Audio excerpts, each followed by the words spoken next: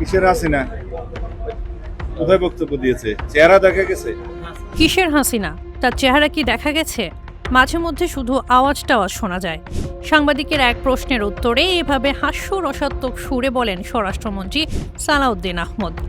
শুক্রবার কক্সবাজার 500 শয্যা বিশিষ্ট মেডিকেল কলেজ হাসপাতালের নতুন ভবনের ভিত্তিপ্রস্তর স্থাপন অনুষ্ঠানে তিনি বলেন, কিসের হাসিনা কোথায় বক্তব্য দিয়েছে? চেহারা দেখা গেছে? ওই সময় মাঝে মধ্যে আওয়াজ টাওয়াজ দিয়ে থাকে। এগুলা তারা চেষ্টা করছে বাংলাদেশে কোনো অস্থিরতা সৃষ্টি করা যায় কিনা। এগুলা বাংলাদেশের মানুষ কখনো গ্রহণ করবে না।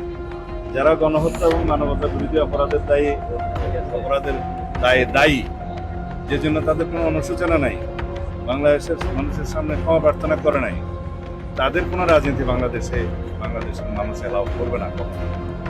বাংলাদেশের মানুষ তাদেরকে এই দেশে রাজনীতি করার কখনো তারা বিদেশ থেকে মাঝে মধ্যে অভিযোগও দিতে পারে, চিৎকার করতে পারে, এগুলো আমরা মনোযোগ দিচ্ছি না। আওয়ামী লীগ দেশে অস্থিতিশীলতা সৃষ্টির চেষ্টা করলেও বাংলাদেশের মানুষ তাদের রাজনীতি আর গ্রহণ করবে না। স্বরাষ্ট্রমন্ত্রী আরও বলেন, দেশের শান্তি, আইনশৃঙ্খলা ও স্থিতিশীলতা বজায় রাখতে সরকার কঠোর অবস্থানে রয়েছে। নাশকতা বা বিশৃঙ্খলা সৃষ্টির যে কোনো অপচেষ্টা কঠোরভাবে মোকাবিলা করা হবে বলেও তিনি জানান। একই সফরে কক্সবাজার উন্নয়ন কর্তৃপক্ষের একটি আবাসিক প্রকল্প উদ্বোধন করে তিনি নীল অর্থনীতির সম্ভাবনার কথা তুলে ধরেন। পাশাপাশি কক্সবাজারে একটি মেরিন ইউনিভার্সিটি প্রতিষ্ঠার পরিকল্পনার কথাও জানান। পরিবেশ রক্ষা করে আন্তর্জাতিক মানের পর্যটন শিল্প গড়ে তোলার ওপরও গুরুত্ব আরোপ করেন স্বরাষ্ট্রমন্ত্রী।